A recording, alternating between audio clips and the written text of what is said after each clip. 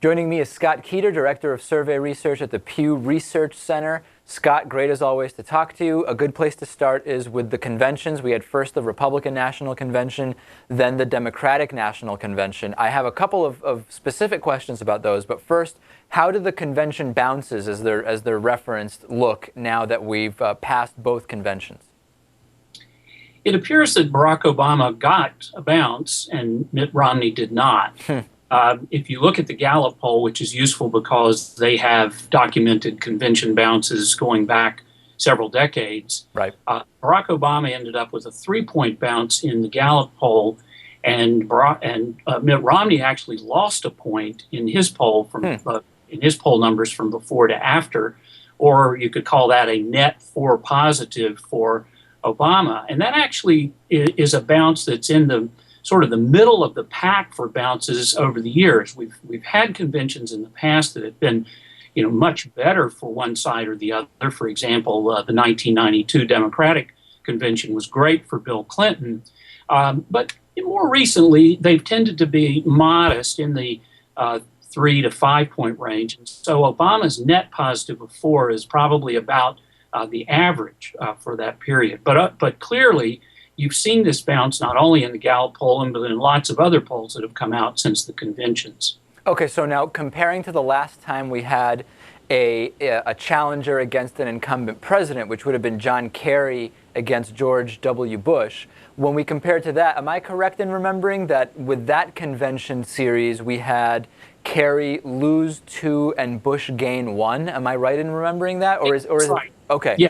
It was. There wasn't much of a net benefit, certainly not for Kerry. But you remember Kerry's convention was in July, and then it was some time before Bush's convention. So Bush got the better of the situation in the end because of the timing of the conventions. Of course, this time Obama's convention was the last one, and it may be to your benefit to have your convention last. Okay, see, that was going to be my next question, which is we were hypothesizing here in the studio that aside from whether it's a challenger versus incumbent president or 2 potential candidates with an outgoing president, that there's always a benefit. It's always better to go last simply because you can, number one, respond to the first convention if you want to, and number 2, because you're just more recent in people's minds. Is that true now, and does that fade by the time it's November, or is that something that seems to hold true all the way to the election?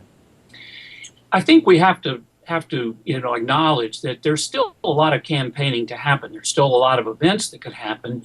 And so while the convention bounces have typically been good because they do serve an important function in raising the visibility of the candidates, particularly the challenger, of giving him some definition in terms of his basic personality and attributes. A lot happens after the conventions that tends to moderate the effects of them. I mean, I think, for example, even though we saw John McCain pull even with Barack Obama in a lot of polls after the Republican convention in 2008, that dissolved fairly quickly. Even though John Kerry didn't end up having a very good net convention cycle, he ended up doing very well in the first debate and was able to pull even with Bush on the basis of that performance. So there's a lot to come yet. Let's look a little bit at the swing states. Over the weekend, I was doing a little bit of reading about different swing state polls. Some claimed, wow, look at what's happening in North Carolina. It was Rasmussen, by the way, who said in North Carolina, President Obama, even though he had his convention there, has fallen well behind Mitt Romney. At the same time, we had polls saying Ohio and Florida are increasingly looking like they're slipping from the grasp of Mitt Romney. What are you seeing in some of the key swing states that could decide the election ultimately? I'm looking at the same polls that you are. We don't do individual state polls, and I would say my observation is similar. Actually, the swing state surveys that we've been looking at are all pretty close, but the one thing that they have in common is that most of them, with the exception of North Carolina, which I think is a particularly difficult case for Obama, are showing a slight Obama advantage, and it's been consistent. It increased in some states after the conventions, and it's been holding on. I mean, but we're talking about 2, 3, maybe 4-point advantages. But the math for Romney doesn't look that appealing, given the fact that he needs to be able to pick up more than one of the big swing states in order to find a path to 270 electoral votes. Last thing I want to touch on, and this is actually kind of an interesting thing. Last week we interviewed Professor Alan Lichtman, who I'm not sure how familiar with him you are, but he has this system where it's 13 different kind of subjective, although he would argue objective keys as to the state of the presidential election. And while he doesn't say polls don't matter, it's a very different way of going about predicting elections, in the sense that when you do polling, you look at what's my sample and did I represent cell phone only people enough, and all of these specific questions. And he kind of says you can move back from that and take a 40,000 feet view of the election in a much different way. And he says, and he has, at least for the last 7 elections, 7 or 8 elections, predicted accurately. As a pollster, what's your view of that type of system?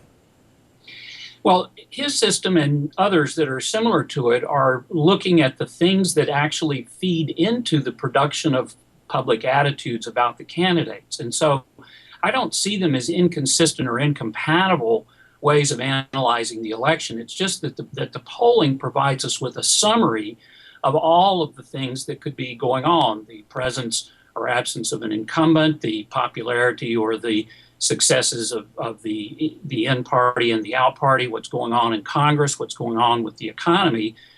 Polls are just kind of a summary of all of that, and they really ought to be consistent with those kinds of measures. Larry Sabato is another person who has a similar kind of number of keys to the election model. Okay, interesting stuff. So as of right now, would you agree generally we're seeing some kind of broad-based momentum towards President Obama? Is it too early to say that? Could it still be just the results of the latter convention? What do you think? I think that the race is fairly stable right now. I think there was some momentum that was largely a result of the conventions, but may also have been fed by events that have happened since then. But I really always try to caution when I talk about the polls is that there's a lot to happen yet. We have 4 debates that are going to happen. Any one of them could end up being, a disaster for either party that would have an impact on their chances. And as the events in Libya and across the Middle East remind us, there are a lot of things in the world that can happen, including 2 more jobs reports that can have an impact on the campaign and how voters are actually going to decide. So too early to seal anyone's doom. All right, Scott Keeter, Director of Survey Research at the Pew Research Center. Thanks as always, Scott, and we'll check in with you once these debates get going. Thank you, David. Enjoy talking with you.